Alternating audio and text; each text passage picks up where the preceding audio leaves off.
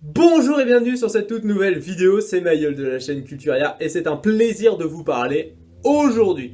Et aujourd'hui on se retrouve pour une nouvelle vidéo sur la série des sports où après le football nous allons parler du rugby à 15. Au sommaire de cette vidéo nous aurons une petite définition de ce sport avec une rapide histoire. La composition d'une équipe avec les différentes compétitions qu'on peut retrouver, les règles et spécificités du jeu, la diversification de ce sport, les différents aspects économiques et audiovisuels, et pour finir, les grands joueurs.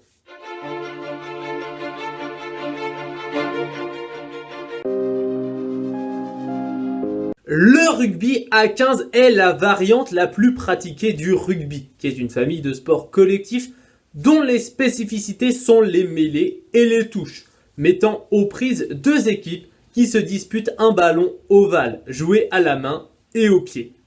Cela se joue par équipe de 15 joueurs sur le terrain avec des remplaçants. Certaines études affirment que l'ancêtre du rugby est la soule, qui était un sport très pratiqué en France lors du Moyen-Âge. La variante originale a été inventée sur le terrain du principal collège de la ville de Rugby, en Angleterre. La légende veut qu'au cours d'une partie de football vers 1823, William Webb Ellis, élève de ce collège et futur pasteur, porte dans ses bras le ballon derrière la ligne de but adverse alors que la règle est de le pousser au pied.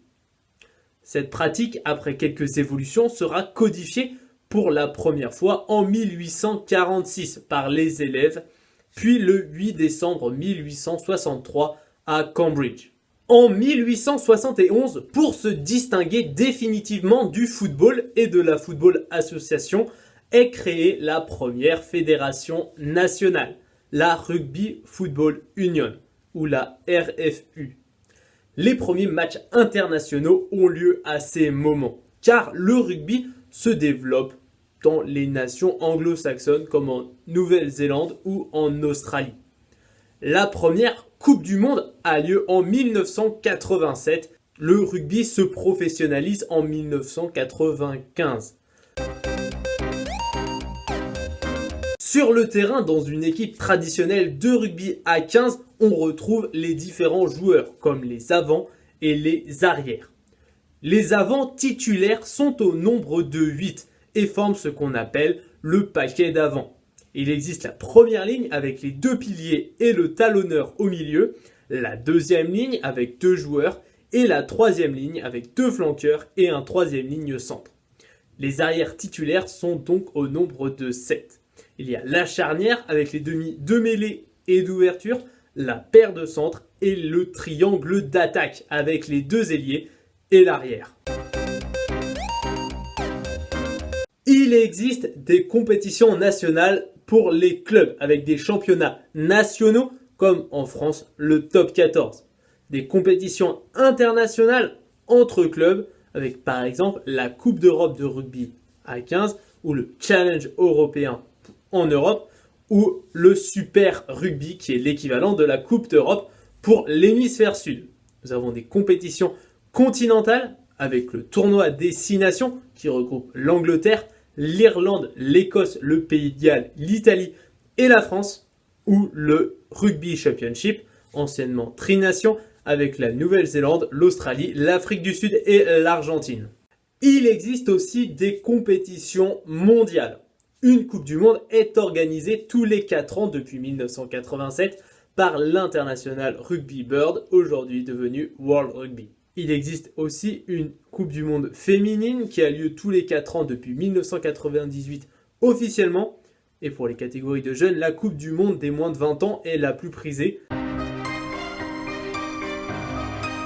Nous allons voir tout d'abord les différents points que l'on peut marquer, le terrain, le ballon, l'équipement et les principales règles. Pour marquer un point en rugby à 15, on peut tout d'abord marquer un essai qui vaut 5 points. Le ballon doit franchir la ligne d'en but et toucher le sol avec une pression du joueur, de manière à ce que le ballon soit contrôlé. Après un essai, le buteur de l'équipe peut tenter un coup de pied qui s'appelle transformation. Ce coup de pied vaut 2 points. Et les deux autres manières de marquer des points sont la pénalité et le drop qui valent tous les deux 3 points. Le rugby se joue sur un terrain gazonné, comprenant une aire de jeu rectangulaire dont la longueur de 100 mètres est celle des lignes de touche et la largeur de 70 mètres est celle des lignes de but. Le rugby utilise un ballon ovale pouvant être lancé à la main, frappé au pied ou porté par les joueurs. Lancé à la main, le ballon ne doit pas progresser vers l'embut adverse, sinon il y a en avant. Au pied, le ballon peut être botté de 3 manières différentes: coup de pied de volée, coup de pied tombé ou drop et coup de pied placé. Une tenue de rugbyman comprend un maillot, un short, de longues chaussettes, des crampons, un protège-dents et des protections comme un casque ou des épaulières. Les principales phases du jeu sont les phases statiques comme les mêlées et les touches, les phases dynamiques comme le jeu courant, les remises en jeu en début de période et après que des points soient marqués. Les principales sanctions sont la pénalité, le coup franc, la mêlée, le carton jaune ou rouge pour des fautes plus graves. Il existe plusieurs descendants directs du rugby à 15. On a le football canadien qui se joue à 2 joueurs, le football américain qui se joue à 11 joueurs, le football australien qui se joue à 18 joueurs et le rugby à 13.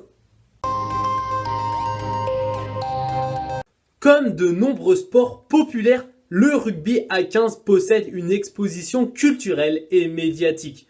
Il est moins décliné dans la littérature, le cinéma, les jeux vidéo que des sports tels que le football ou le baseball.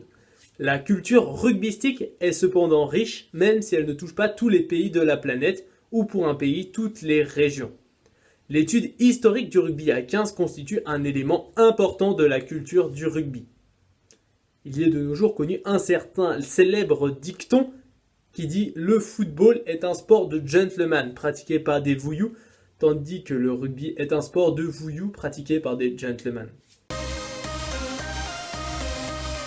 La Coupe du Monde de rugby à 15 est l'un des événements les plus médiatiques, avec d'autres compétitions comme la Coupe du Monde de football, les Jeux Olympiques d'été ou le Tour de France. Les droits de télévision, le sponsoring et la vente de billets d'entrée au match du tournoi sont des sources de revenus importantes pour les fédérations de rugby. Plusieurs grands groupes industriels sponsorisent le rugby à 15. Pour ces groupes, le rugby représente l'esprit d'équipe, la convivialité, la solidarité, la puissance. Autant de valeurs auxquelles ils souscrivent et souhaitent être associés.